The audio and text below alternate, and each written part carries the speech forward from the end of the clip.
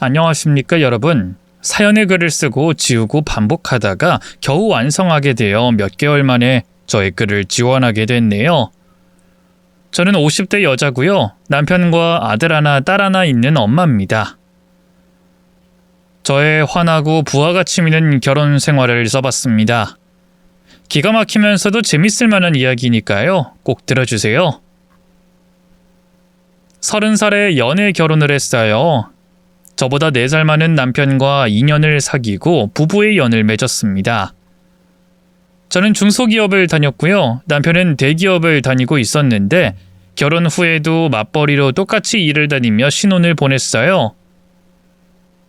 시댁 식구로 시어머니가 계셨는데 늘 시짜지를 많이 하고 빨리 애 낳으라고 닥달하는 그런 분이었어요. 따로 살았는데도 매일 귓가에 시어머니의 목소리가 맴돌 정도로 괴로웠답니다. 결혼 생활은 좋은 날도 있었고 내가 왜 이런 지옥을 선택했을까 하는 생각이 드는 날도 있었어요. 2년 동안 남편과 같이 살면서 각자 통장 관리를 해서 지출이 어떻게 되는지 알지 못했습니다. 물론 제가 통장 달라고 여러 번 말했지만 그이가 최대한 늦게 주려고 버티고 버텼던 거죠. 그런데 아주 황당하고 끔찍한 일이 생겼어요. 남편이 집에서 나가야 할 것 같다고 이야기를 꺼냈습니다. 여보, 우리 집 경매로 넘어가게 될 거야. 그게 무슨 소리야? 경매라니? 사실은 내가 주식이랑 여기저기 투자를 좀 했었어. 돈 버는 재미가 쏠쏠해서 투자 금액을 늘렸는데 다 말아먹고 말았네. 집이 경매로 넘어간다는 건 뭐야? 집 담보로 대출이라도 받았던 거야? 미안하게 됐어. 난 여태껏 하나도 모르고 있었네. 당신 진짜 너무하는 거 아니야? 그럼 회사는 어떻게 됐어?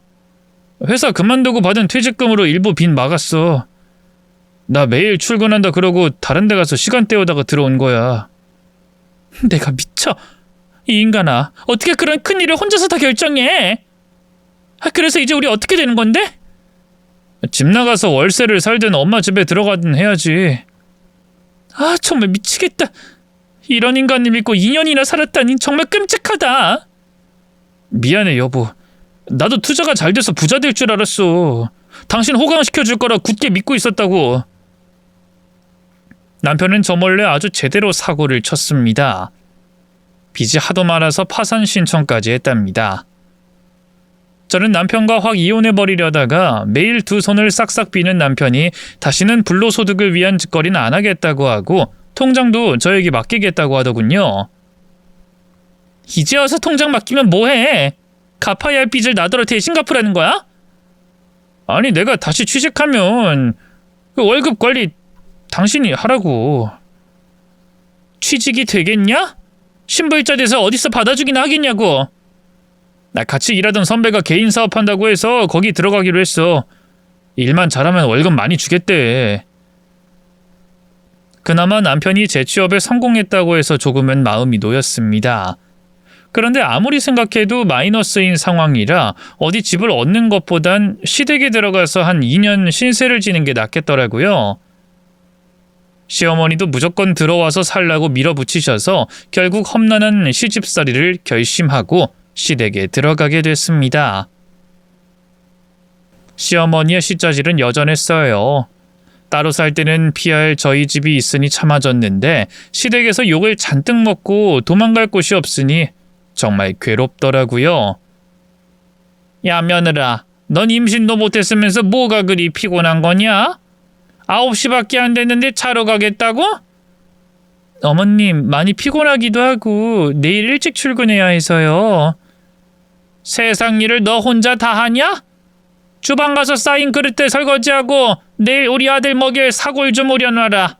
그리고 바구니에 있는 내 아들 옷은 손빨래 해놓고 그것만 해놓고 자라. 네? 설거지랑 빨래는 그렇다 치고 사골은 불을 켜놓고 자도 되는 건가요?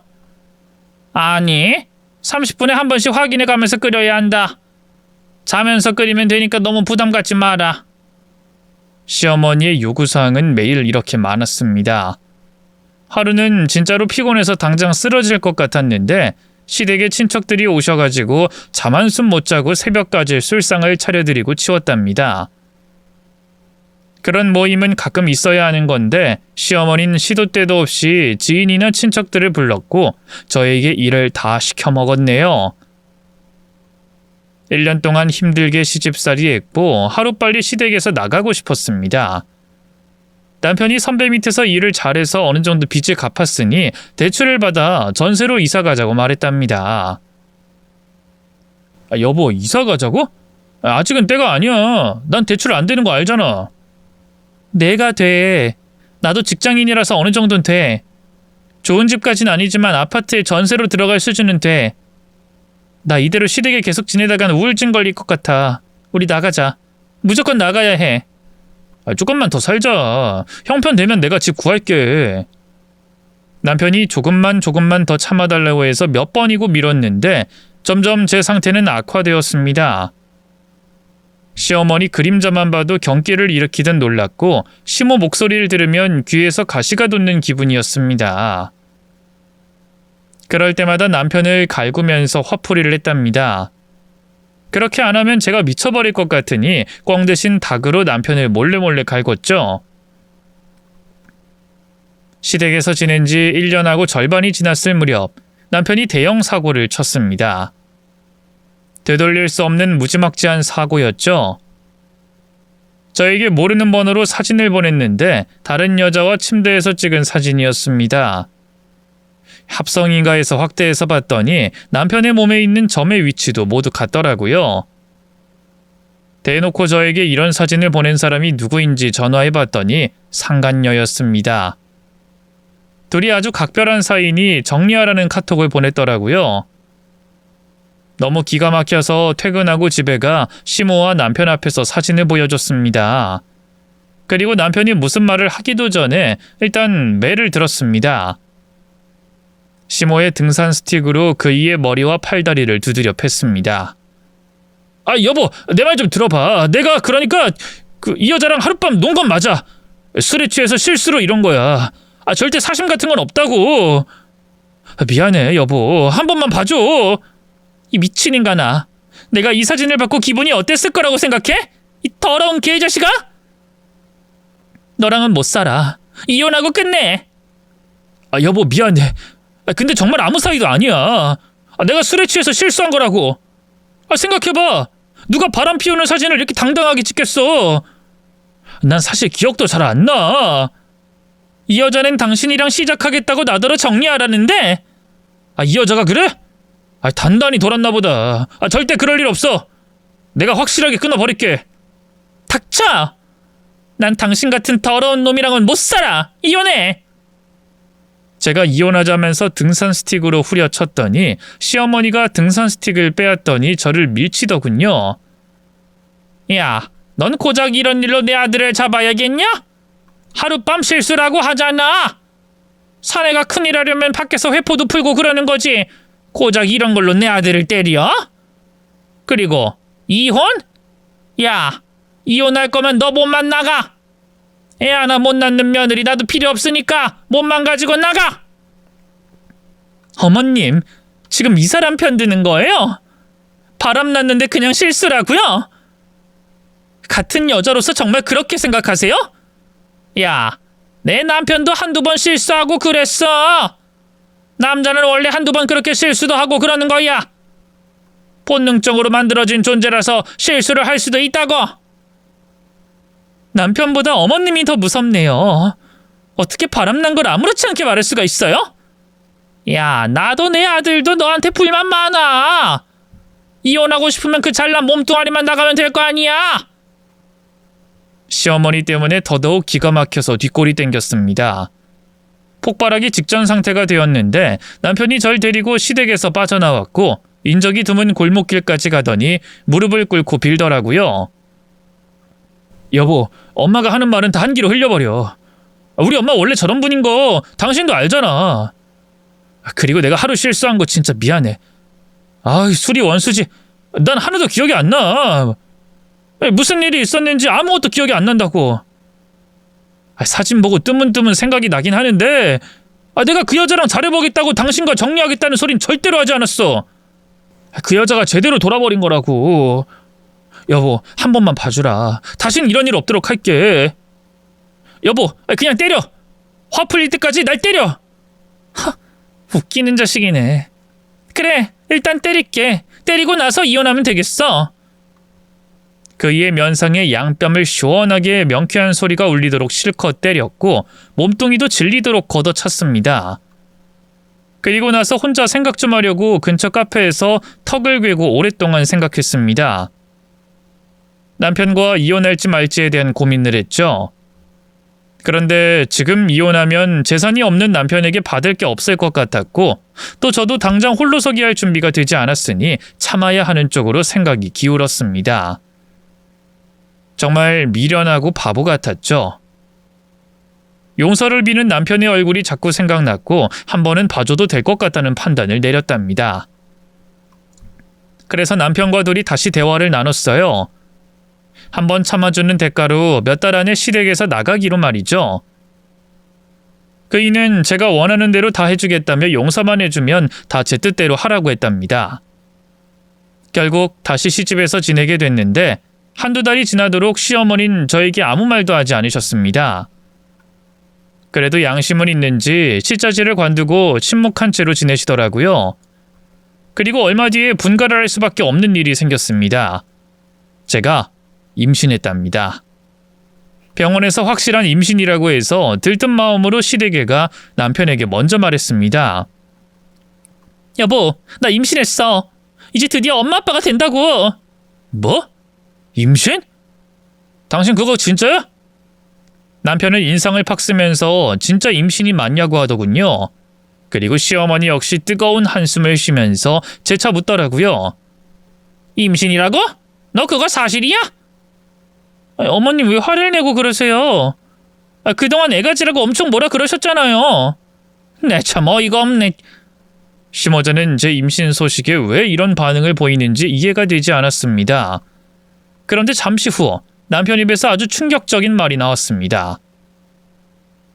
내가 바람났을 때 더럽고 역겹다고 난리치더니 혼자서 깨끗한 척 다 하더니 임신이라고? 너 딴 놈 만나냐? 그게 무슨 소리야? 내가 바람이라도 피워서 임신한 거란 소리야? 당신 미쳤어? 야, 나 무정자증이야. 임신이 불가능한 몸이라고. 그건 또 무슨 개풀 뜯어먹는 소리야. 병원 갔을 때 아무 이상 없다고 나왔잖아. 지난달에 검사한 거 있거든? 이걸 당신한테 말하기가 어려워서 언제 말해주나 고민하고 있었다고. 남편은 종이 한 장을 가지고 나와서 자기가 무정자증 결과가 나왔다며 저에게 보여주더군요. 당신이 무정자증? 이거 잘못 나온 거네. 내가 임신했으니까 병원 측에서 실수한 거야. 닥쳐! 이 결과는 확실한 거거든? 네가 다른 놈이랑 놀아나서 애가 생긴 거거든? 너 이런 식으로 내 뒤통수 치니까 재밌냐? 내 아이 가진 척하고 딴 놈에 낳으려고 했냐? 아니야. 난 다른 남자 만난 적 없어. 내가 그런 짓을 할 사람으로 보여? 여보, 병원 다시 가서. 시끄러! 너 당장 이혼이야. 뭐? 확실하게 알지도 못하면서 이혼하겠다고? 내가 바람 피웠는지 증거부터 찾아봐. 난 하늘의 맹세코 절대로 외도하지 않았다고. 당신 말 안 믿어. 난 과학만 믿어. 난 무정자고 당신은 임신했으니 딴 놈 자식이 맞다는 결론이야. 당장 나가. 여기서 나가! 이혼 소송에서 끝내버리겠어. 임신 소식을 전하고 이렇게 욕을 얻어먹고 쫓겨난 사람이 있을까요? 정말 황당하고 어이가 없어서 어찌할지 방법이 생각나지 않더라고요. 다시 시댁의 문을 두드려 봤지만 절대로 열어주지 않았습니다. 그래서 일단 급하게 혼자 사는 친구 집에 들어가서 하룻밤을 보냈답니다. 다음 날도 다다음 날도 남편과 시어머니는 저를 받아주지 않고 문전박대를 했어요. 억울해서 뭐라 말하고 싶었지만 들어주질 않으니 정말 미쳐버리겠더라고요. 얼마 뒤에 남편이 저희 회사로 이혼 소장을 보냈습니다. 제가 외도로 인한 임신을 했다고 적어보낸 걸 보니 다시 한번 어이가 없었어요. 저는 생각하고 말고 할 것 없이 누구와도 바람을 피운 적이 없어서 황당하기만 했답니다. 무정자인지 아닌지 재검사를 하면 알 텐데 그 생각은 안 하고 무조건 제가 바람 피웠다고 끝까지 믿으려나 봅니다. 연락을 수십 번에도 받지 않았고 시댁에 찾아가도 얼굴을 볼 수 없었어요. 하루는 문을 두들기며 1시간 동안 저의 억울한 마음을 고래고래 외쳤더니 시모자가 신고를 해서 경찰이 절 끌고 내려오기도 했답니다. 이혼소장을 받은 저는 여러 생각에 잠겼어요. 한 번이지만 남편의 외도를 봐줬고 시어머니의 시짜지를 참고 살아왔던 것이 떠올랐습니다. 저를 못 믿고 이런 식으로 나오는 걸 보니 차라리 이쯤에서 끝내고 새로운 인생을 사는 것이 더 나을 수도 있겠다고 마음이 기울어졌답니다. 그래서 저도 변호사를 구했고 곧 법정에 서게 됐어요. 여러 증거물을 양측이 제출했는데 제가 딴 놈의 애를 가진 것을 믿는 것인지 판사님은 저에게 위자료를 지급하라고 선고했습니다. 정말 미치겠더라고요. 왜 아무도 제 말을 안 믿어주는지 억울해서 팔짝 뛰었답니다. 이미 판결은 났으니 그이와 남남이 되어 법정에서 나왔습니다. 야, 이제 남남이니까 네가 노란한 남자한테 찾아가서 애 키워달라고 해라. 괜히 나 찾아와서 내 애라는 소리 하면 가만 안 둘 테니까. 이젠 입 아파서 말하기가 싫다. 그래, 이혼했으니 앞으로 볼 일 없을 거야. 두 사람이 나한테 한 짓은 평생 잊지 않을게. 나중에 꼭 되돌려줄 거야. 더러운 게 어디서 그따위 말을 해. 야, 재수 없으니까 꺼져. 전 남편은 욕을 하더니 바닥에 침을 뱉었고 시모는 다시 자기들 눈에 띄면 가만두지 않을 테니 웬만하면 멀리 떠나라고 충고하더군요. 저도 그 두 사람에게 오만정이 떨어졌으니 제 아이를 그들과 함께 키우고픈 마음도 없었고 우연이라도 마주치고 싶지 않아 다른 지역으로 이사했답니다. 다행히 바로 회사를 구할 수 있었고 대출을 좀 받아 전세 아파트도 얻었답니다. 그리고 뱃속의 아이가 잘 자라도록 잘 먹고 건강한 하루하루를 보냈죠. 이듬해 예쁘고 사랑스러운 아들을 출산했고 육아휴직을 하고 아이 키우는 데 열중했습니다. 새 회사에 들어간 지 8개월 만에 휴직을 한 거라 엄청 눈치를 봤는데 다행히 대표님과 직원들이 양해해 주셨고 푹 쉬고 돌아오라고 하셨답니다. 육아 삼매경에 빠져 시간을 알차게 보냈고 회사에 복귀하면서 바로 회사 밑에 어린이집에 아들을 맡겼습니다. 선생님들이 다들 좋은 분 같았고 CCTV로 실시간으로 볼 수도 있다고 해서 일하다가 틈틈이 아들을 봐가면서 일했죠. 육아와 직장생활, 그리고 틈틈이 운동도 하고 공부도 하면서 뒤처지지 않는 사람이 되려고 노력했습니다. 그러다 조금 이뻐졌는지 바로 남자가 대쉬하더군요. 같은 회사의 돌싱이자 저의 상사였는데 저에게 기회를 달라고 하더군요. 김대리, 우리 한번 사귀어보는 게 어때? 아니, 사귀자. 과장님, 진심으로 하는 말씀이세요? 아님 농담으로... 이런 말에 농담으로 하면 미친 사람이지. 김대리, 사실 난 자네가 여기 처음 온 날부터 좋아했네. 그때 임신 중이라서 말하기가 좀 그랬지.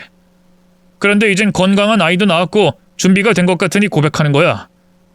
날 한번 만나줘. 너무 갑작스러운 고백이네요. 생각 좀 해볼게요.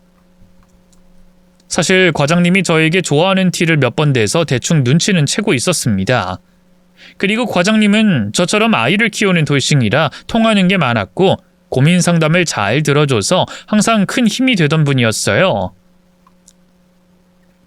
게다가 외모도 멋졌으니 고민을 며칠 하다 다시 과장님이 물어봤을 때 사귀어보자고 대답했습니다. 그래서 저희 둘은 서로의 아이를 데리고 넷이 자주 만나서 데이트를 했답니다. 과장님 딸도 2돌이 지난 아이라 데이트할 때 항상 데리고 나오셨어요. 남들이 보면 내 식구가 외식을 나온 줄 알았죠. 그렇게 저와 과장님은 연애를 1년 정도 했는데 더는 복잡한 관계가 싫어서 결혼하기로 했답니다. 한 집에서 아이들을 같이 키우고 연애하듯 사랑하면 좋을 것 같아서 결단을 내렸죠. 물론 그이가 먼저 프로포즈를 해줬고 저는 감사한 마음으로 받았네요. 저희들은 강산을 2번 같이 보내면서 한 번도 싸우지 않았어요. 그이가 속을 썩이는 일이 하나도 없었고 저도 항상 조심했고 남편에게 받은 만큼 마음을 주려고 최선을 다하면서 살았더니 인꼬 부부로 20년을 보냈답니다. 가슴으로 낳은 딸은 명문대 2학년이 됐고 아들은 대학을 가지 않고 기술 자격증을 따서 바로 취업했답니다. 그리고 군대를 빨리 가겠다고 지원을 해서 입대 날짜를 받아뒀어요. 아들, 언제 이렇게 커서 군대를 다 가는 거야? 아우, 정말 신기하다. 뭐가 신기해? 난 엄마가 하나도 안 늙는 게 신기해. 왜 항상 예쁜 거야, 엄마? 이 녀석이 여자 꼬실 때 쓰는 멘트를 엄마한테 쓰네. 너 여러 여자 꼬시지 말고 한 사람만 만나서 잘해줘라. 바람기가 보이면 엄마가 혼내줄 거야. 내가 바람기가 있을 것 같아? 아버지가 엄마한테 하는 거 보고 자라서 난 절대 바람 같은 건 안 피워. 그래, 네 아빠 정도만 해도 아주 훌륭한 남자가 될 거다. 알았어, 명심할게. 아들은 이혼한 남편이 아닌 지금의 새 남편을 닮아서 아주 멋지고 예뻤습니다. 엄마, 내일 건강검진 가지. 내시경도 하니까 보호자가 같이 가야겠네. 내가 엄마 모시고 갈게. 네가? 아이, 우리 아들이 20살 되더니 별걸 다 같이 한다고 하네. 참 많이도 컸다. 나 운전도 잘하잖아. 아버지 차로 잘 모실게. 이튿날 아들이 운전해줘서 대학병원에 도착했습니다. 여러 검진을 하고 내시경할 차례가 왔어요. 두근두근 거리는데 아들이 옆에서 손을 잡아줘서 편안하게 잠들었습니다. 그리고 깨어나 보니 여전히 아들이 제 손을 잡고 있어서 심쿵했습니다. 우리 아들이 엄마 손 끝까지 잡고 있네. 아주 멋지다. 사랑스러운 자식. 엄마, 내시경 하는 거 봤는데 이상 없대. 엄마 위는 아주 깨끗해. 정말? 아유, 그럼 다행이네. 하긴 엄마가 아직 젊은 나이니 아픈 데가 있으면 안 되긴 하지. 아들, 나중에 엄마 아프다고 버리면 안 된다. 엄마는 항상 극단적인 말씀을 많이 하셔. 어떤 자식이 부모를 버려, 엄마. 드라마 좀 그만 봐. 마취가 풀리고 깨어나 의사 선생님을 만나 이상 없음을 직접 듣고 병원에서 내려왔습니다. 1층의 넓은 로비에 사람들이 많아서 천천히 걸어 나가려고 줄을 서 있었는데 누군가 절 불렀습니다. 어이, 김숙경! 숙경아, 여기야! 제 이름을 부르는 목소리에 주위를 돌아보니 환자복을 입고 서서 손을 흔드는 남자가 보였습니다. 다시는 마주치지 말아야 할 전 남편이 절 보고 있더라고요. 아들은 지금의 제 남편이 친부인 줄 알고 있기 때문에 정말로 난감한 상황이었습니다. 모른 척하고 고개를 앞으로 돌렸는데 전 남편이 벌써 저희 앞에 걸어와 있었습니다. 숙경아, 왜 날 보고 모른 척하니? 섭섭하다. 너 뭐야? 왜 아는 척해? 괜히 이상한 소리 하지 말고 저리 가. 오랜만에 만나서 이러기야? 난 당신 생각 많이 했는데. 지랄을 하세요. 야, 내 아들 있는 데서 너랑 대화하고 싶지 않으니까 저리 가. 꺼지라고. 전 남편의 가슴을 밀어내자 그이가 끙하고 앓는 소리를 내더군요. 아이, 숙경아, 내가 몸이 좀 아파. 간암이야. 그래서 어쩌라고. 난 당신이 간암이든 대장암이든 상관 안 해. 그러니까 저리 가. 아이, 숙경아, 얘가 네 아들이구나. 아이, 잘생겼는데? 내가 젊었을 때랑 똑같아. 누가 봐도 내 아들이야. 야, 개소리 말고 저리 가라고. 어디 감히 내 아들을 네 주둥이에 올려?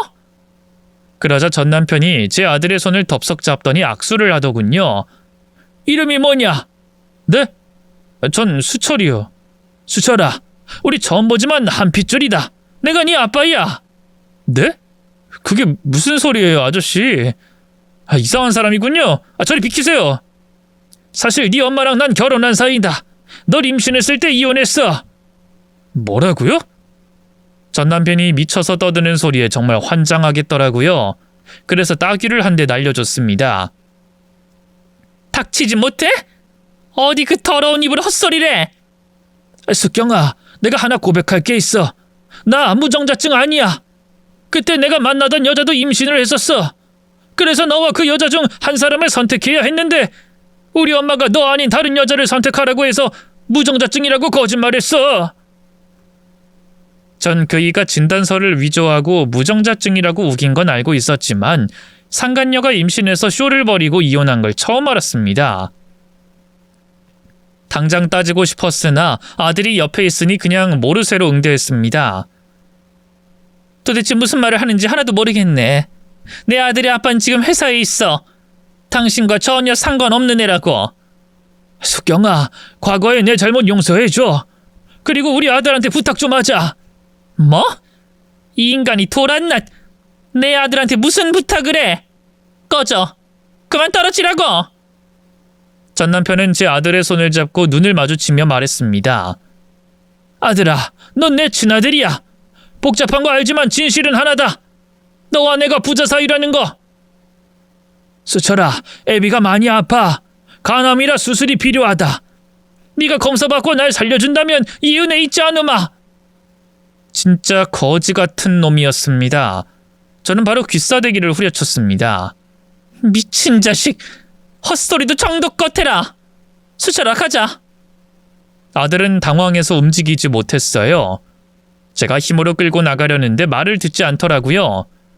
이윽고 아들은 전 남편에게 다가가 일으켜줬습니다. 아이고, 우리 아들이 아빠를 알아봤나 보네. 고맙다, 수철아. 아저씨가 진짜 제 친부예요? 나랑 같이 사는 아버진 계부인 거예요? 그렇지. 네 엄마랑 내가 갈등이 있어서 결혼 생활을 끝내야만 했다. 그건 너한테 정말로 미안하구나. 수철아, 여기서 이렇게 아니고 내 병실로 가서 이야기 좀 하자. 음료수도 마시고 과일도 먹고 놀자. 아들은 전 남편의 말에 넘어가 그놈을 부축하고 걸어 들어가더군요. 진짜 이 상황이 너무 싫어서 아들에게 달려가 앞을 가로막았었습니다. 수철아, 이 인간 너랑 아무런 사이도 아니야. 지금 개소리하는 거라고. 간이식 받으려고 아무나 붙잡고 이러는 거야. 엄마, 쉿. 환자분이니까 언성을 낮추세요. 그리고 과거의 두 분이 인연인 것 같으니까 일단 모셔다 드릴게요. 엄마는 불편하시면 여기서 기다리세요. 아들이 벌써 병실까지 갈 마음을 먹은 것 같아 뒤를 쫓아 따라갈 수밖에 없었습니다. 저는 급하게 남편에게 전화해서 지금의 상황을 알렸습니다. 여보, 어떡해. 우리 아들 수철이가. 천천히 말해. 여보, 무슨 일이야? 저는 침착하게 처음부터 끝까지 말을 전했습니다. 그이는 알겠다며 금방 병원으로 오겠다고 했어요. 아들이 태생의 비밀을 알게 되면 큰 상처를 받을까봐 걱정이었습니다. 고집도 힘도 센 아들은 전 남편을 병실 안까지 부축해서 들어갔답니다. 아저씨, 일단 침대에 누우시죠. 아니다. 내 아들내미 얼굴이나 감상해야겠다. 아유, 보면 볼수록 나랑 똑같네. 그때 네 엄마랑 헤어지지 않았으면 내 밑에서 자랐을 텐데 아쉽구나.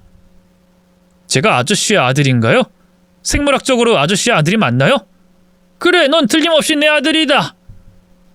전 그이가 하는 말에 결국 포기하고 말았습니다. 아들이 궁금해하는 걸 모두 말해주기로 했답니다. 내가 말해줄게, 수철아. 엄마가 말할게. 내가 저 인간이랑 결혼해서 살았던 거 맞아. 그리고 널 임신한 것도 맞고. 근데 저 자식이 자기는 불임인 몸이라며 나더러 바람나서 임신했다고 쫓겨낸 놈이야. 이제 이해가 되니? 엄마, 그럼 날 낳고 지금의 아버지랑 만난 거야? 그래. 그럼 우리 누나도 친누나가 아니겠네? 그래, 맞아. 아들은 고개를 들어 천장을 보고 한숨을 쉬더군요. 충격을 받지 않을 수 없는 대화이니 충분히 이해했습니다. 전 남편은 아들에게 자기 간 상태에 대해서 일러주기 시작했습니다. 수철아, 이 애비가 간암이야. 이식을 받지 못하면 살아남기 어렵단다. 우리 집안엔 이식해줄 사람이 없다. 다들 맞지 않아서 수술을 못해. 수철이 네가 검사를 한번 받아주면 어떻겠냐? 검사요? 아저씨, 처음 본 나한테 간을 떼어달라는 거예요? 진심으로 하는 말입니까?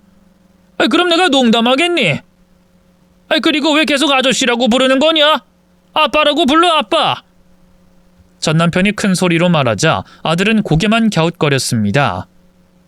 잠시 후 병실 문이 열리면서 전시모와 상간녀, 그리고 상간녀와 전 남편의 딸도 들어오더군요. 전시모는 제 얼굴을 쓱 보더니 제 아들 얼굴을 보고 깜짝 놀랐습니다. 어머머, 네가 숙경이 아들이구나. 우리 아들 젊을 때랑 판박이네. 이건 뭐 유전자 검사가 필요 없겠어. 너 이름이 뭐니? 수철이요, 이수철. 수철아, 난 네 할머니다. 역시 핏줄이라 눈빛만 봐도 알겠구나. 그래요? 난 아무것도 모르겠는데요. 아직 어려서 그럴 수도 있지. 수철아, 너 여기 왜 온 거냐? 혹시 네 아버지한테 간 수술해 주려고 온 거냐? 이야, 세상에 이렇게 착한 아이가 있었다니. 내가 왜 진작에 수철이 생각을 못한 거지? 아주 가관이더군요. 기가 막혀서 말이 안 나오더라고요. 전 남편은 전시모에게 고개를 끄덕이며 자기가 살 희망이 생겼다고 말했습니다. 엄마, 이제 나 살 수 있겠어. 여보, 딸내미, 내가 살 수 있겠어. 여기 우리 아들이 날 살려줄 거야. 여보, 당신 전처랑 아들이었어? 다른 때 봤으면 한바탕 지랄했을 텐데 당신이 아프니까 참아줄게. 어이 젊은 총각, 자네가 내 남편을 꼭 좀 살려줘. 이제야 우리 서방 살리겠네. 고민 그만해도 되겠어. 넉넉한 소리라는 상간녀에 이어 전시모가 당당하게 말하더군요. 내 손자는 내가 안다. 핏줄이 당겨서 이리로 온 거야. 내 아들 살려주려고. 정말 이런 날이 올 거라고 상상도 못했는데 지금 나 너무 감동받아서 눈물 날 것 같아. 수철아, 네 아버지 꼭 좀 살려다오. 전시모 말고도 상간녀와 딸이 똑같이 제 아들에게 간이식 수술을 빨리 해주라는 소리를 짓거렸습니다. 이에 제가 큰 소리를 쳤습니다. 다들 웃기는 소리 하지 말고 비켜. 내 아들이 왜 저 인간한테 간을 떼줘? 니들은 양심도 없냐? 임신한 마누라한테 무정자증이라고 거짓말하고 이혼 소송에서 나한테 위자료 뜯어간 놈이잖아. 그리고 나 모르게 상간녀랑 둘이 애까지 낳고 떵떵거리고 살고 있었고. 어머님, 다 알면서 저한테 뒤통수 치고 이렇게 사셨어요? 예, 무슨 말을 그렇게 하니? 뒤통수라니? 그땐 나도 당황스러웠다. 내 아들 애인이 임신했다고 그래서 일을 어쩌나 했는데 네가 그동안 임신을 못했으니 이혼하면 되겠구나 생각했지. 근데 네가 임신했다고 알리는 바람에 얼마나 놀란 줄 아니? 아이고, 그때만 생각하면 소름이 쫙 돋는다. 저는 과거 이야기를 자랑스럽게 하는 전시모를 보고 기가 막혔습니다. 이봐요 어머님, 그런 말을 아무렇지 않게 하시네요. 어머님 손녀 앞에서 부끄럽지도 않으세요? 소름 돋는 건 바로 접니다. 얘가 왜 이러니?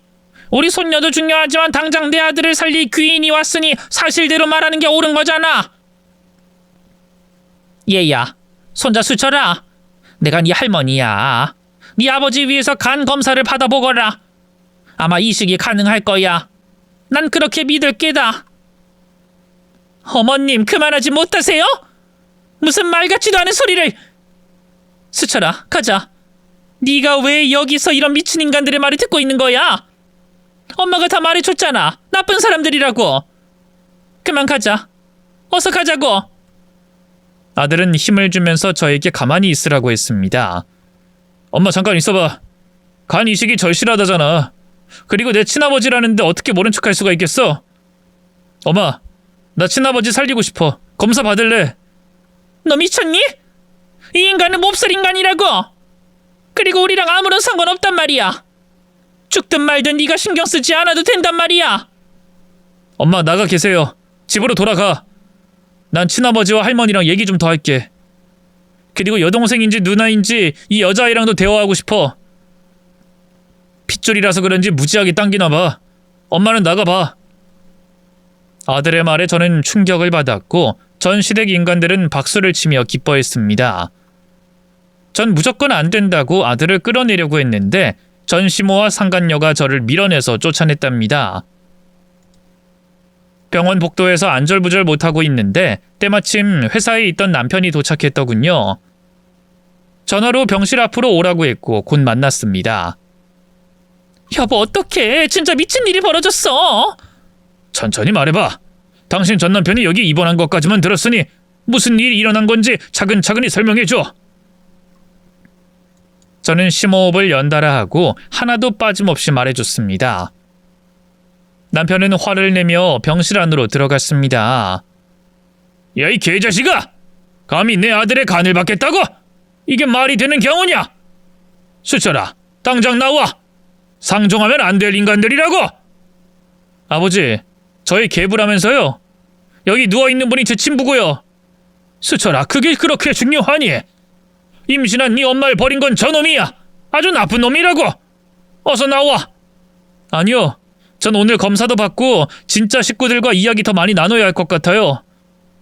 얘가 왜 이러는 거야? 수철아, 정신 차려!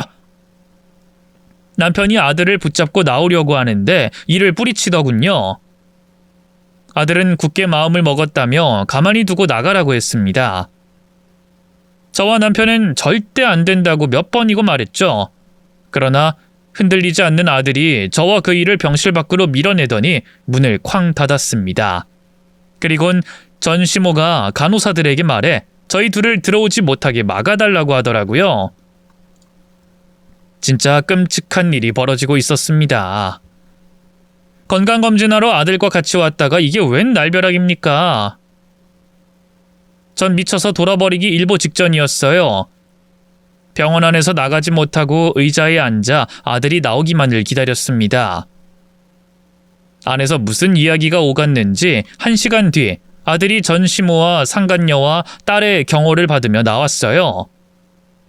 저와 남편이 달려들자 새 여자가 막아내더군요. 아들은 간이식이 가능한지 검사를 받으러 가는 길이었습니다. 뒤를 쫓아가려는데 간호사들과 병원 경비들이 와서 막았어요. 그리고 저희 둘을 병원 밖으로 내보냈습니다. 여보, 우리 수철이 어떡해? 이게 무슨 일이야? 참 기가 막혀서. 처음 본 친부를 보고 간이식을 해주겠다고? 아무리 생각해도 이해가 안 돼. 나도 그래. 근데 수철이가 뭔가에 홀린 것 같아. 진짜 핏줄이라서 자기도 도와주고 싶은 마음이 든 건가 봐. 절대로 수철이 그냥 둬선 안 돼. 어떻게든 정신 차리게 해서 데리고 나와야 한다고. 응, 그래야지. 내가 죽으면 죽었지 절대로 내 아들이 간이식 해주는 꼴은 못 봐. 저와 남편은 불이 나게 집에서 옷을 갈아입고 나왔습니다. 쫓겨났을 때 복장과 달리해서 아들을 데리고 나올 작전이었죠. 병원 안으로 들어가 병실 문을 살짝 열어봤는데 아들이 보이지 않았어요. 다른 병실에 있나 싶어서 돌아다녀 봤는데 곧 아들을 찾았습니다. 저와 남편이 아들을 데리고 나가려고 하자 아들이 말문을 열었답니다. 저와 남편은 아들의 이야기를 다 듣고 나서 병실에서 나왔어요. 무슨 말을 했는지 잠시 후에 알려드리겠습니다. 며칠 뒤 아들이 간이식 수술을 해주는 날 병원을 찾아갔어요. 병원 복도 의자에 앉아서 아들이 나오길 기다렸답니다. 이윽고 의사와 간호사가 병실을 다녀가는 걸 봤고 아들이 복도로 나와 저와 남편을 데리고 전 남편의 병실로 향했습니다. 전 시모와 상간녀 모녀 그리고 전 남편은 매우 기대에 찬 눈빛이었습니다. 우리 손자야, 고맙다. 네 간이 딱 맞다고 하니 수술만 하면 무조건 산다는구나. 고맙다. 내 핏줄 아들아, 내가 완치하면 너에게 큰 선물을 줄 거야. 집도 사주고 차도 사주고 해달라는 건 다 해줄 거야. 고맙다, 아들. 그런데 손자, 왜 환자복이 아니라 사복을 입고 있는 거야? 어서 갈아입어. 제 아들은 목을 풀고 말했습니다.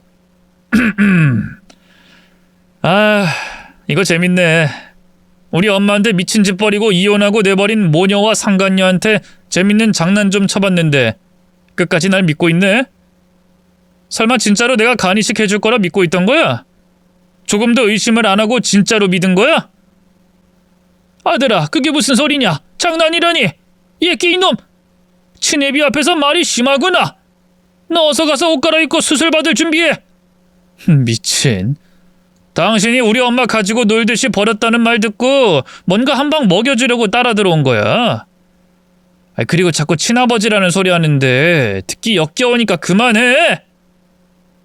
그리고 할머니, 처음 본 손자한테 배를 열어서 간을 이식하라는 게 상식적으로 맞는 거야? 과거에 엄마한테 어떻게 대했을지 안 봐도 잘 알 것 같네. 난 수술 안 해. 놀려주고 나가는 게 내 계획이었거든. 엄마가 연기하면 어설퍼서 걸릴까봐 미리 말을 안 했더니 놀란 우리 부모님 얼굴을 보고 더 확신을 했겠지. 제 아들은 처음부터 친아버지든 간암이든 관심이 없었답니다. 과거에 저에게 한 짓을 듣고 괘씸하다 싶어서 응징해주고 싶었대요. 때마침 간이식이 필요하다고 하니 옳거니 하고 낚여준 연기를 하고 검사를 받았답니다. 청취하시는 여러분들도 깜빡 속으셨나요? 전 그때를 생각하면 아직도 오금이절이네요. 아들이 수술을 안 하겠다고 통보하자 전시모가 눈을 뒤집어 까더니 아들의 멱살을 잡더라고요. 야, 이 자식아. 네 애비 살려야지. 장난이라니. 너 사람 목숨 가지고 장난하냐? 이거 놓으세요, 할머니. 언제 봤다고 손자래? 양심도 없이 내 간을 받겠다고? 내가 미쳤어요? 우리 엄마가 환장하게 만들게? 당신들이 엄마한테 한 짓이 괘씸해서 나도 괘씸하게 돌려준 겁니다. 다행히 제대로 속아서 정신 못 차리고 있네. 엄마, 아버지, 우리 나가요. 오늘은 순대랑 간이 땡기네. 간 많이 달라고 해서 포식해야겠어요. 하, 수철아, 그래. 너 먹고 싶은 간 많이 사줄게. 어서 가자. 아들은 제 손을 잡고 뒤로 돌아섰습니다. 제 남편은 아들의 등에 손을 올리고 돌아섰고요. 그런데 화가 심하게 난 인간들이 가만히 있을 리가 없었습니다. 전 남편이 목발을 집어던지자 아들이 이를 기가 막히게 잡았습니다. 미리 준비하고 있었으니까요. 이윽고 전시모와 상간녀가 달려들자 아들이 손에 든 목발로 다리를 내려쳤습니다. 아유, 이 어린 놈의 자식이 어른들을 놀려? 야, 너 못 가. 반드시 내 아들한테 간이식 해줘야 해. 맞아, 이 자식아. 우릴 놀린 거 눈 감아줄 수 있으니까 지금이라도 간이식 해주겠다고 대답해. 할머니랑 아줌마가 아직도 상황 파악이 안 되셨나? 이보세요들. 전 엄마랑 아버지가 반대하는 건 안 하는 착한 아들입니다. 그리고 내가 실컷 놀려주겠다고 쇼한 거라고 말해줬으면 알아들으셔야죠. 멍청하게 이게 뭐 하는 짓입니까? 엄마, 쌓인 게 있으면 이 두 사람 혼내줘. 내가 잡고 있을 테니까. 아들은 저에게 목발을 건네주더니 넘어진 두 여자의 어깨를 누르며 못 일어나게 잡았습니다. 상간녀의 딸은 일이 무산된 걸 알고 포기하고 가만히 앉아 있더라고요. 그리고 제 남편은 병실 문이 열리지 않게 꽉 잡고 있었답니다. 자리를 깔아주니 안 할 수가 없겠더라고요. 그래서 목발로 전시모의 머리를 팍 내리쳤습니다. 아이, 너 뭐 하는 짓이야? 와, 통쾌하네. 안 되겠다. 좀 많이 때려야겠어. 자자, 할머니, 상간녀. 두 사람은 매 좀 맞읍시다. 목발을 두 고부의 머리를 한 대씩 번갈아가며 내리쳤습니다. 소리가 경쾌하게 울리자 기분이 째지게 좋더라고요. 아이, 그만! 이게 지금 뭐 하는 짓이야? 어머님, 저한테 한 짓도 괘씸하지만 내 아들을 이용해서 당신 아들 살리려고 한 건 더더욱 괘씸하시네요. 시원하게 처맞고 정신 차리세요. 상간녀, 너도 정신 차릴 때까지 맞아봐라. 목발을 탕탕 내리치는 동안 상간녀 딸이 저에게 달려들자 목발로 뺨을 한 대 날렸더니 바닥에 쓰러지더군요. 그러자 병상에 누워있던 전 남편이 일어서더니 제 아들의 목덜미를 잡더군요. 야, 이 새끼야, 다시 한번 말해봐. 나한테 간 안 줄 거야? 정말 장난친 거야? 놀린 거냐고? 이 아저씨가 욕심이 많네. 이봐요, 아재. 내가 돌았다고 처음 본 당신한테 간이식을 해주겠어요? 이 나쁜 놈, 절대로 가만 안 둬. 아니, 수술실 갈 때까지 널 잡아둘 거야. 그 말에 제 남편이 달려와 구두발로 전 남편의 정강이를 세게 걷어찼습니다. 이놈이 감히 내 아들을 잡겠다고? 야, 네가 뭔데 내 아들을 잡아두겠다는 거야? 넌 간이식 못 받아. 그냥 시름시름 앓다가 인생 종치고 지옥이나 갈 거라고, 등신아. 가만 못 둬. 니들 모두 다 같이 가는 거야. 지옥이든 어디든 여기서 못 나갈 줄 알아. 전 남편이 미쳐서 날뛰자 전시모와 상간녀를 패던 제가 목발에 다리를 잡고 180도 회전해서 전 남편의 면상을 날려버렸습니다. 그러자 꽥 소리를 내더니 자빠지더군요. 제 남편이 기절한 전 남편의 개거품을 대충 닦아서 침대에 올려놨습니다. 전시모와 상간녀 역시 고꾸라져서 일어나질 못해 얼굴에 침을 뱉어주고 나왔습니다. 남편과 아들이 제 뒤를 따라 나오자 복도에서 의사 선생님을 마주쳤어요.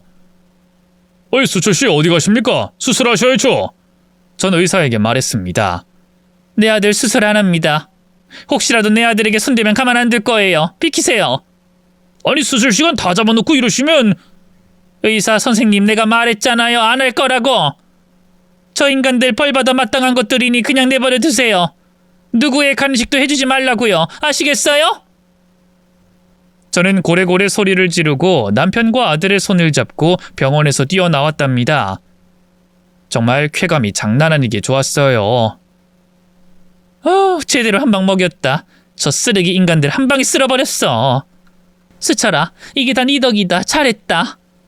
엄마, 내 연기에 속아서 안절부절 못했지? 미안해. 엄마한테 미리 말하면 연기가 제대로 안 됐을 거야. 그래, 다 이해한다. 우리 아들이 최고다. 너 군대 다녀와서 탤런트 시험 같은 거 봐라. 오디션인지 뭔지 받고 배우하면 딱 맞겠어. 아들은 손사래를 치며 그 정도 수준은 아니라고 하더군요. 남편은 기뻐하는 절 보고 말했습니다. 아이고, 그렇게 좋아? 복수하니까 시원하냐? 그럼 아주 그냥 날아갈 것 같아. 내 하늘 우리 아들이 풀어줬어. 저것들 앞으로 더 심한 고통받았으면 소원이 없겠다. 제가 좀 심하게 말하는 것 같죠? 그때는 자제가 안 돼서 저주 퍼붓는 말을 많이 했답니다. 복수에 심취해서 그런 거예요. 저희 세 식구는 병원에서 나와 한우를 먹으러 갔어요. 그날 배가 부르지 않아서 저 혼자 6인분을 먹었답니다. 속이 얼마나 시원하게 뚫렸는지 먹어도 배가 고팠던 거죠. 몇 달 동안 재밌는 사건은 더는 없었고 안타까운 일이 생겼어요. 아들을 군대에 보내는 일이었답니다. 입소대에 가서 엉엉 울면서 아들을 억지로 떠나보내게 됐죠. 아들, 수철아, 몸 건강히 잘 다녀와. 누가 괴롭히면 엄마한테 전화하고. 엄마 쉿. 다른 사람들은 다 조용하잖아. 그리고 요즘 군대는 편하대. 괴롭히는 거 없고 훈련도 적당하대. 그만 울어. 내가 널 낳고 얼마나 기뻤는 줄 아냐, 이 자식아. 엄마, 아버지랑 누나도 있잖아. 섭섭하겠어. 아유, 그런가? 네 아빠 만나서 재혼하고 네 누이랑 같이 키울 땐 기쁨이 2배였다. 여보 사랑해. 딸내미 사랑한다. 그렇게 푼수처럼 떠들며 아들을 군대에 보냈고 일상을 지냈습니다. 자취하는 딸내미에게 신경을 많이 쓰면서 보내고 있는데 어느 날 제가 건강검진을 받은 병원을 지나가다 괜히 궁금해서 안에 들어갔습니다. 전 남편이 어떻게 됐는지 물어볼 생각이었죠. 원무과에 가서 전 남편 이름을 대니 입원자 명단에 없다고 했어요. 얼굴을 아는 간호사가 보여서 붙잡고 물었더니 전 남편은 얼마 전 숨을 거뒀다고 하더군요. 저는 원하는 대답을 들어서 그런지 온몸에 세포가 깨어나는 기분을 느꼈습니다. 저도 압니다. 이렇게까지 좋아하면 안 된다는 것을. 그런데 본능적으로 그런 감정을 느꼈기 때문에 사실대로 쓰는 것입니다. 이후로 전시모와 상간녀 모녀가 뭐하고 사는지는 저도 모릅니다. 알고 싶지도 않고요. 뭐 그것들도 잘못한 만큼의 벌을 받게 되리라 믿고 제 기억 속에서 없애버렸습니다. 지금 제 아들은 군대에서 상병을 달았대요. 연락을 받고 어찌나 기쁘던지 빨리 병장 달기만을 기다리고 있습니다. 저의 이야기는 여기서 막을 내려야겠네요. 모두 시원한 웃음 지으셨다면 재밌게 댓글도 달아주시고요. 여러 지인들에게 제 사연 퍼뜨려주세요. 그럼 인사드립니다. 모두 안녕히 계세요.